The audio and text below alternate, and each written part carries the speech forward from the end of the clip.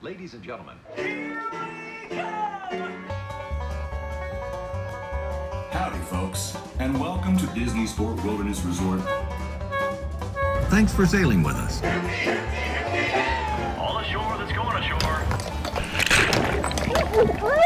Have a great visit. Well, Margaret, here we are at Disney World campgrounds.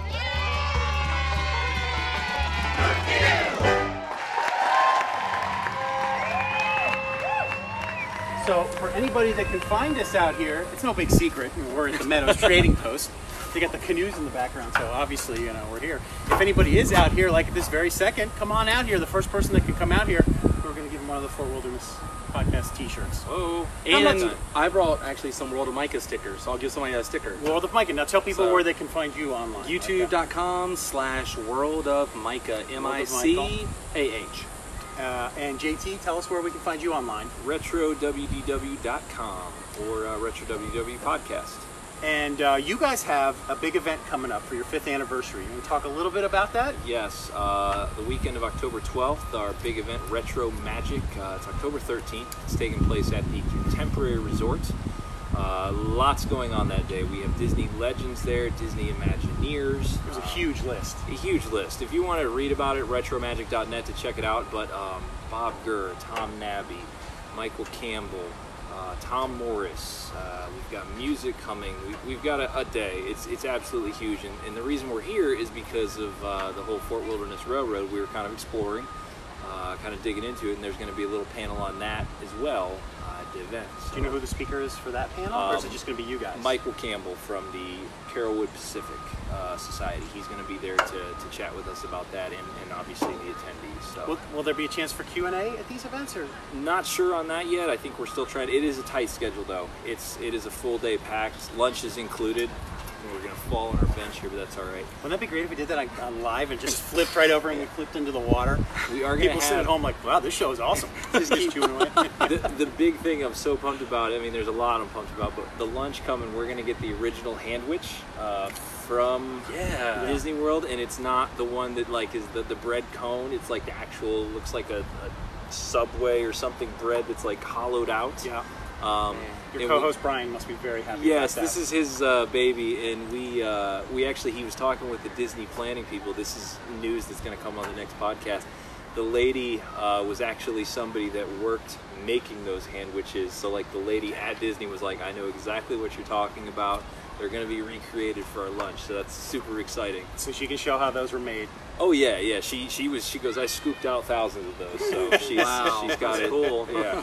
And right now you guys are in the middle of a 3-part series. Yes. On your podcast, as well as podcast goes. I guess we can call that your Holy Trilogy. This is your Holy Trilogy, Horizons 3-parter that's going on right now. Yes. Parts 1 and 2 are already up on your page, RetroWDW.com, or you can find them on iTunes, you can find them on Podbean, you can find them in all the places.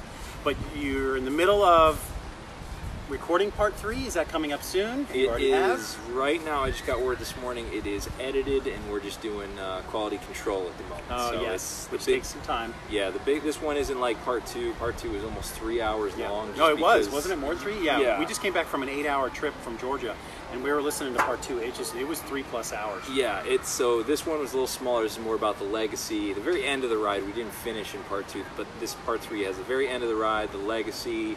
Kind of, we give our opinions on just the whole thing of Horizons, the madness behind it, the following, the love, the hate, whatever you want to have with it. Mostly love, though. I think I'm the only one that kind of questioned that. So. Oh, okay. Well, Micah, one of the things that you do on your YouTube page is you visit many places. What are some of the locations you've visited recently? Like some of your most recent episodes? The last one I did, I actually do pretty much anything. It kind of falls between Walt Disney World and Universal a lot because living in Central Florida, those are 2 main destinations. This past week I released 2 videos. One was just an overall tour of the Imagination Pavilion at Epcot. A lot has changed since that opened in '82. Oh yeah. And a lot has changed in the last couple of months. When you exit the ride now in the Imagination game room area. I'm drawing a blank on exactly what the What If Labs. The What If Labs is now a meet and greet location for Ralph and Vanellope. Oh, okay. And I had no idea that's where they were putting them because of that huge overhaul they're doing over with the old Communicore areas for the Epcot update. So they're moving those guys there, and there's a lot more Figment merchandise. I've been noticing a lot of it in the stores, not just the shirts, but the dolls, the plush dolls, the there's stuffed magnets, animals. Yes. there's little ceramic figures, buttons. I mean, it's like they're trying to sneak him back into pop culture or a little bit. there's a Dooney and Burke bag with a Figment head on it, a hoodie she could put as Figment. But I go around and do anything I find interesting. My main thing that people know me for is, like what we did today, is going and finding something of the past, finding old photographs or video footage, and doing like an overlay and shot per shot, like exactly where this once was in a theme park or a roadside attraction or a movie location. I'm a big history buff, and I love the world of yesteryear, as they call it in Disneyland lingo. But yeah, I do all kinds of things, from either food reviews to theme park stuff to tours to hotel tours. I just engulf the whole world of me. And today you recorded part of your next episode, which will be maybe side-by-side comparisons with old photos and what you shot today. Yeah, just finding remnants of the old Fort Wilderness Railroad. It's been something that's, honestly, it's so funny that you guys, we had this planned, because the last couple of months it's really been in the back of my head, because I've been coming here a lot with my wife, 4th of July celebration and different things to come eat dinner, and every time I'm here I always just stop over by the settlement because you can see a little bit of the tracks still out there, and just been really getting an itch for talking about the railroad. And one of the more popular videos that you guys have restored is from the Art and Linda sessions. The Art and Linda, yeah. And they're old films, and they were here in '78. I think we were just talking about that. I'm afraid it was 76 or 78. I think it was 78. Okay, well, they were here with 78, and they were very close, right off camera here, shooting video with their small infant child. And they did Art, if it is Art, not to be mistaken with Art, this Art. But Art did a very good job with his film camera of, taking it easy, nice, slow, left to right shots, whether he was at the beach or if he was right here in front of the trading post. He did a really good job for people like us who can appreciate not only like the building he was shooting, but all the other things around, like, oh, this wasn't there, or that's there, or look at that tree, how much it's grown. But some of the more popular films that you've restored are from Art and Linda. A couple of them, yep. And other than the Fort Wilderness one, they've done some, I think Art and Linda have been in the parks that we've seen. Did they do People Mover? I'd have to look. I have to look too. I think one of them was People Mover. But it is interesting to go and look at what Fort Wilderness looked like 40 years ago was the film that they shot. But I noticed they were on the film we're talking about. They shot all here in Meadows Trading Post. They shot over on the beach here. And they have a wide shot where he just kind of goes from right and he goes to left, and eventually you see the Contemporary way off in the distance. But one thing I do notice when you look at the shore way on the other side, you see all this white beach. And I don't even know if, and I know not at Discovery Island, I know that beach is all gone. It's all overgrown now, but I can't believe how much white beach there used to be here in the 70s that you just don't see anymore way off in the distance. Yeah, it felt like every island that you could see, boat ride by, whatever, was surrounded by white shores. Like they kept up with them. I mean, it was new, so it wasn't that old. I mean, there were new islands and stuff or whatever, new shores. It was like white sand everywhere. Yeah. I always tell people, it seems like when I see old footage of Walt Disney World, everything is just open.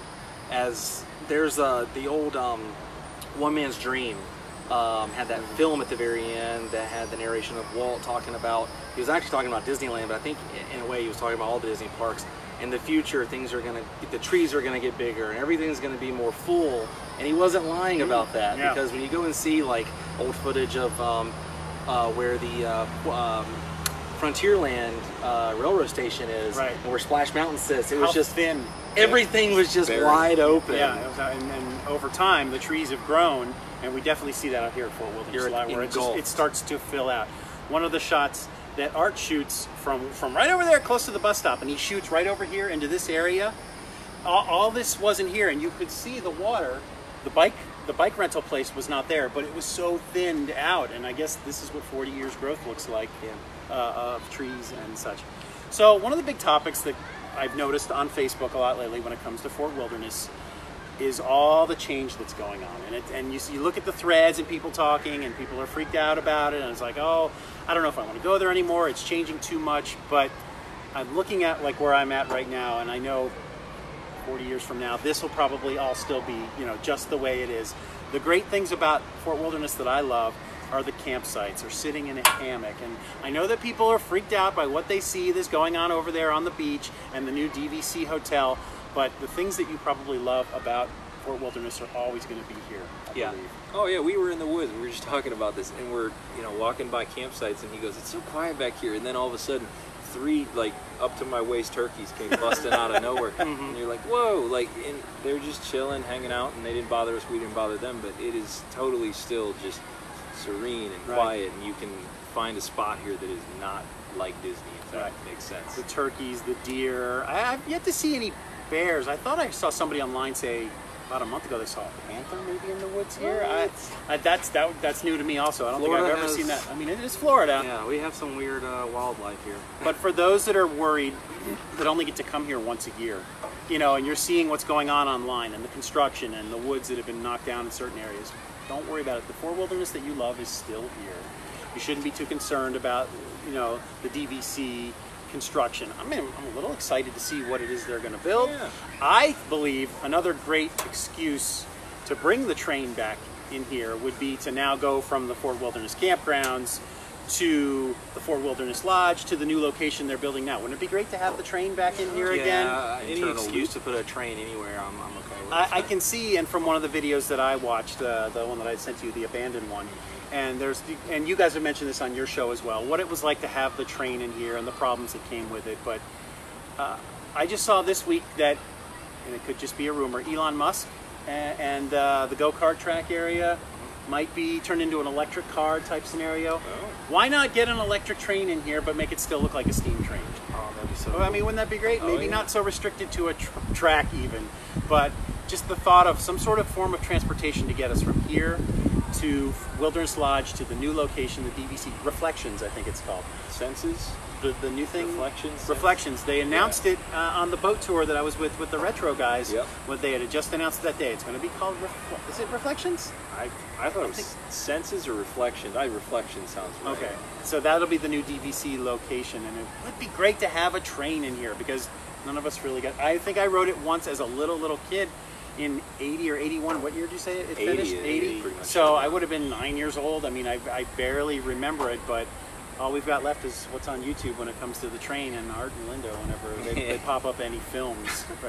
What's crazy with that, we found that on eBay, and it just, we restored it, and it's like a gem. So was it like an Art and Linda like box set you found on eBay? I don't know. They got it from Greatest Todd hits. found it. You know, I think he went through it. It was labeled Disney World, but you know, you don't know. Right, you don't know. Get into Art and these. Linda have opened the vaults. Yeah. Now available on So eBay. that's my calling to your listeners and viewers out there. If you have any Disney film, we restore it at RetroWDW.com. Just get in touch with us. We restore 8mm, 16mm, any of that stuff out there. VHS is sketchy. Yeah. It only gets as good as it can possibly be, which isn't that nice. But the old film holds up so well. It transfers so cleanly. It plays well on an HD TV. It's really neat stuff to look back And on. depending on the film camera that you have, speaking of Art and Linda again, they had audio. Yes, they did had film with audio. sound. Yeah, they had sound. You saw them talk, but you could hear the boats off in the distance, just like you still do today. And it was great to watch his film, of the beach when the boats were coming in to pick people up, and all the little boats that were going in. You see the sailboat off in the distance. Very, very little regard for safety, by the way. Boats were just going by, and like it's so close, and everybody's so careful these days. But to see the sailboat off in the distance, it's like, oh, that's something that's lost here now. I don't even ever see anybody canoeing here anymore. I mean, the canoes are out here, but I don't know if. We saw one person over by the swimming hole on the other side. Oh, okay. All right, that's good. On an area that we actually didn't think you could. I'd never rented anything here. Micah We've had canoed here before. It's like a loop. You can go under the road, the meadow, yes. and then go back in the woods almost and loop it around. It said because there was a sign that said bike barn like that way. And I was like, oh my gosh, you can go way out here. We've canoed here in the past, and we've taken it every direction as far as you can go, right until you get to the dam, which would let you out into the Bay Lake area. So you can't. But with gators around, I'm sure that freaks people out. And it's always on my bucket list. I wanted to water ski out on Bay Lake, but now that's gone now too. Sammy Duvall left a couple years ago. Sammy Duvall, so no more parasailing. I did do that for my 30th here, but no more Sammy Duvall parasailing. I never heard an explanation of why. Suddenly it was just the boats were gone one day. That's unfortunate. The one thing I love about the going back to the Art and Linda video is it takes place during Christmas season. You can see it was cold. Yes. Depending on where Art and Linda is originally from, they thought Florida was cold. It does get cold here. Sure. To us Floridians, it can get, especially with the humidity. But they're wearing jackets and hats. And I think one of my favorite things was them riding on the golf cart. You could hear the Christmas music. Do you hear what I? The music in the golf cart. Now, where did that come from? Did they have a radio in their golf cart? They might have. Or we were trying to track down Art and Linda, and one of our listeners.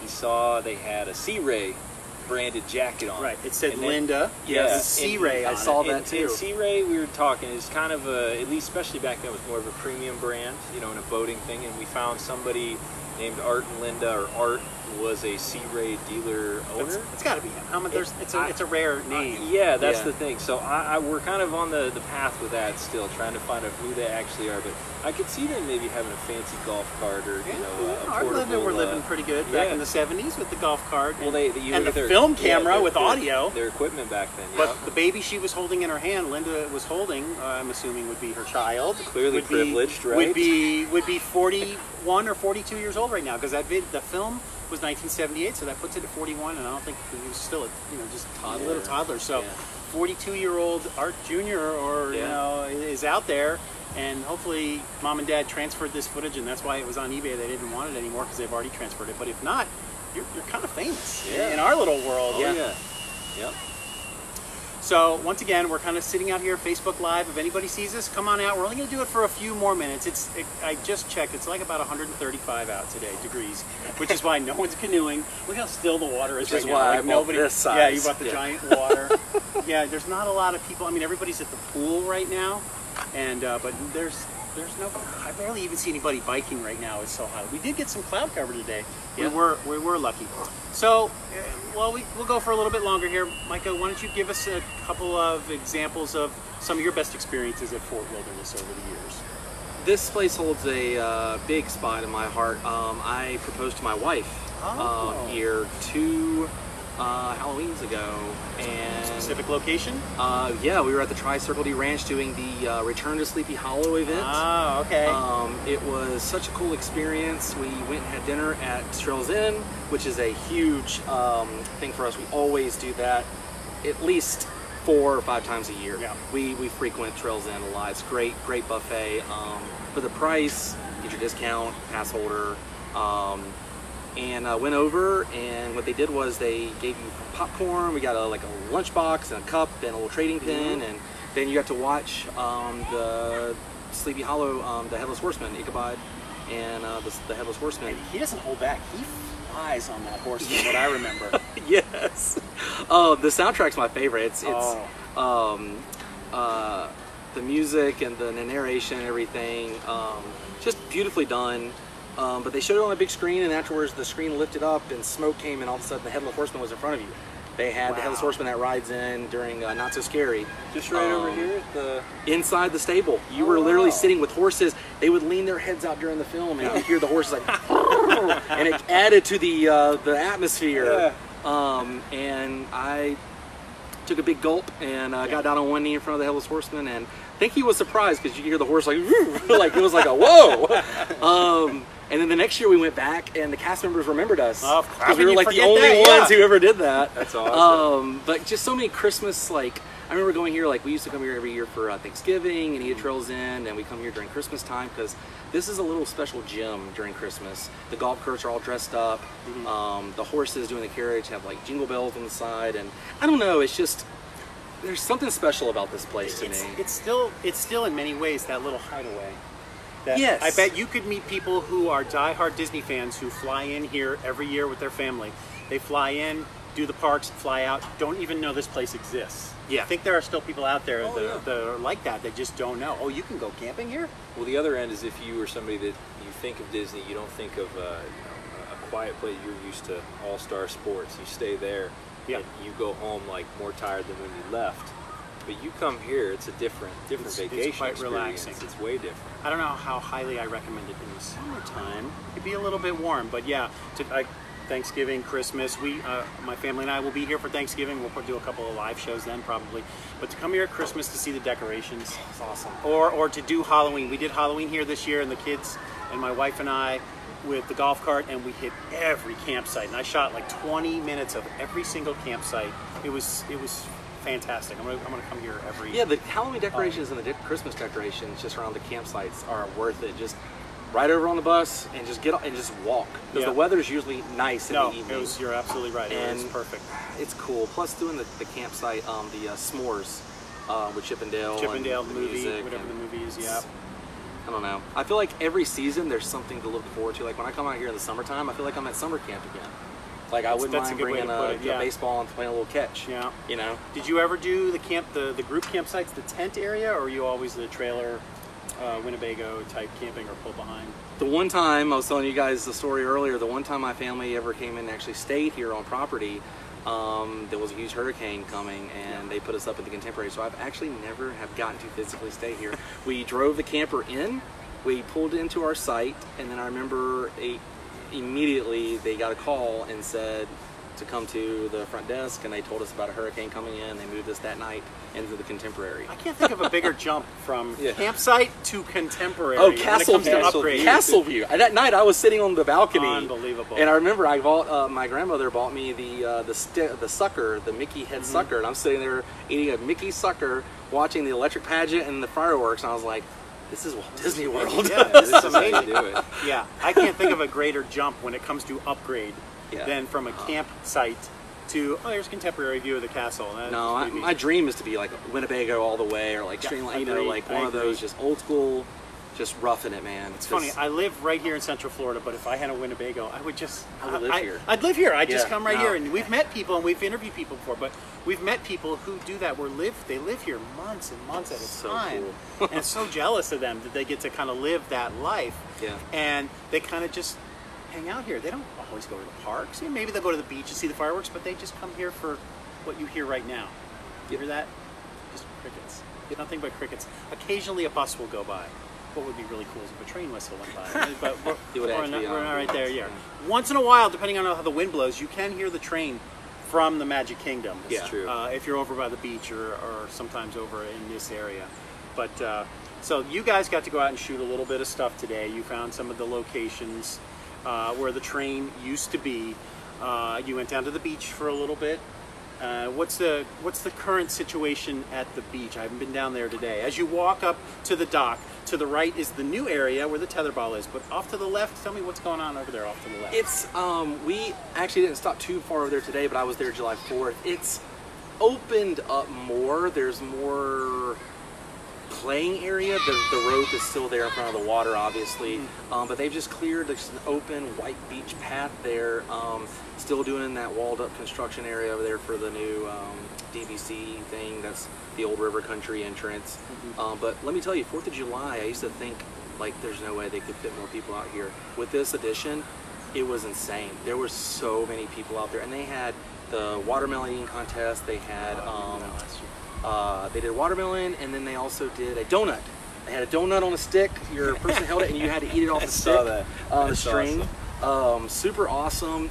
I'm sure they added both of those competitions just to fit more people out there because they had the space now. Yeah. So it's definitely a positive. There's always a positive to construction, and I feel like with every construction, even if it's like a road somewhere in the middle of the United States, it's like, you guys remember there being this much land to make a wider road? Right. It always blows my mind that they find more land.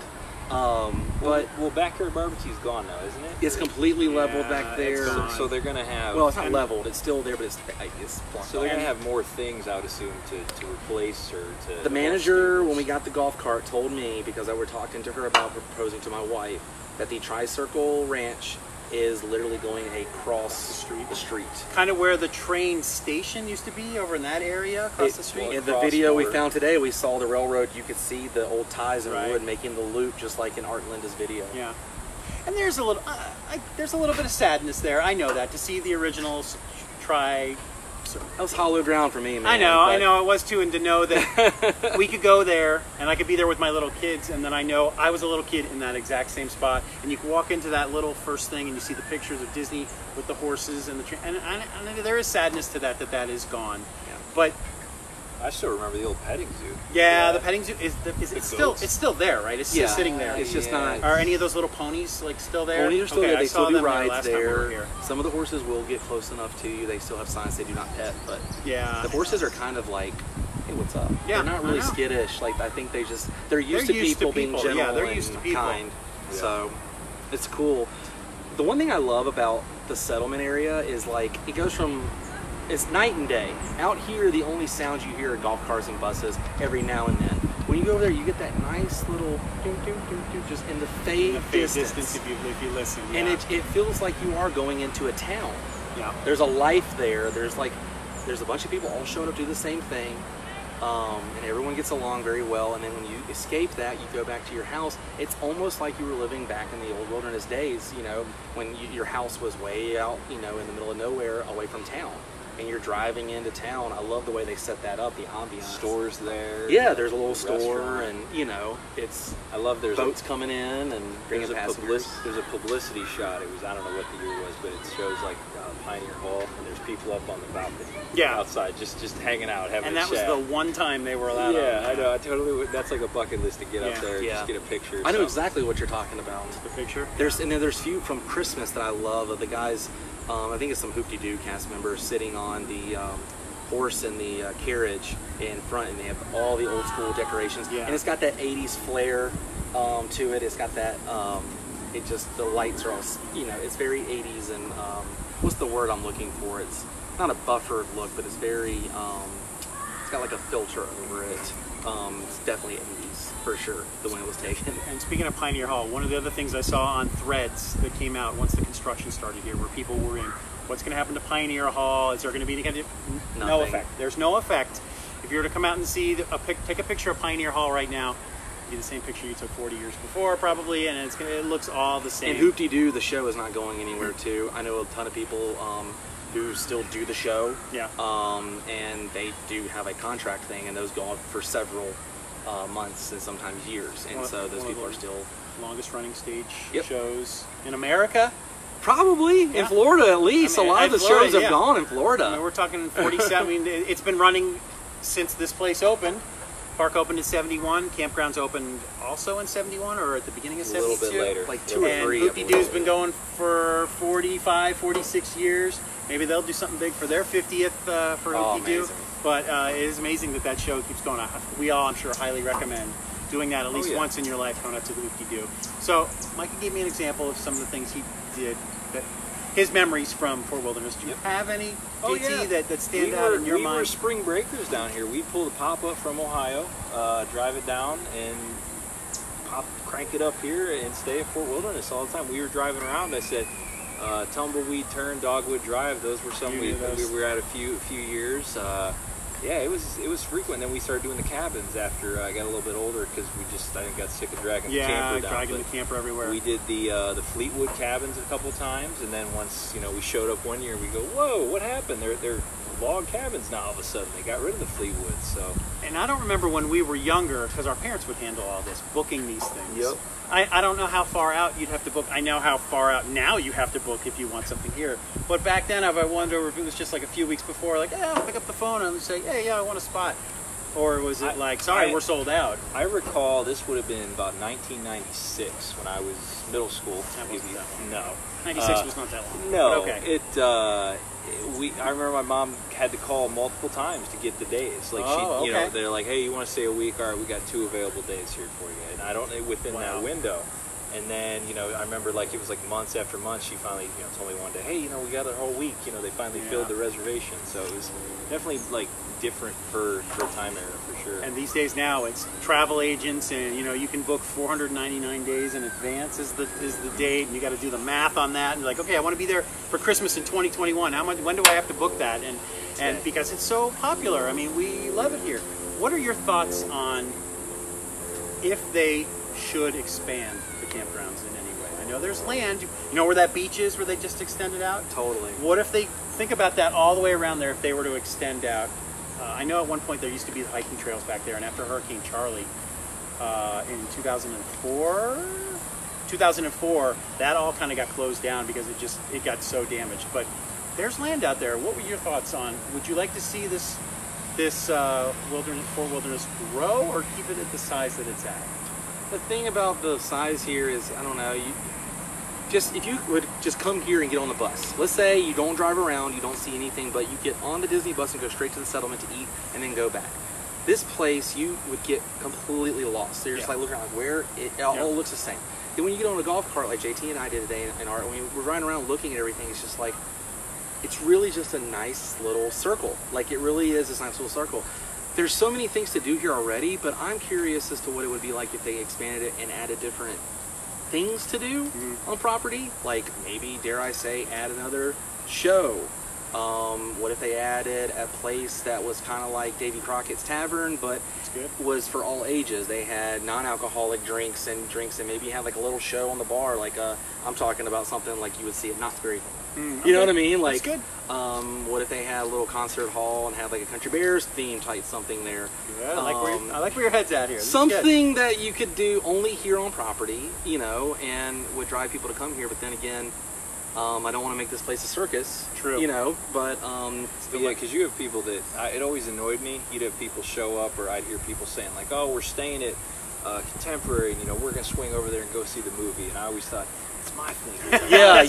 Coming to my place, I'm not allowed to come to yours and do anything. You know, why are you coming over here? But they open up Chip and Dale to everybody. It's that well advertised. So, I don't know. So, piggybacking off that, any changes that you would make here, or keep it the same? I'm all for the cliche progress and growth. I mean, I hear the new place is going, as long as it doesn't ruin the old stuff. I could see that lending a hand to more things here, because you might have people, there could be a walkway from the new resort here, and they need stuff for them to do, extra things to accommodate that crowd. So add more things at the beach. I don't know, add a third pool over there at the that's good. That's a good idea. Another pool. Cool. I mean, like it's something like that. That's I mean, the pools here are good, and I think they could be better though. They could have a bigger, better one for sure. I feel like that's another. I mean, we already think of this place as kind of like a hideaway, but that other pool, I think people forget sometimes that's there also, and it's nice to go there sometimes.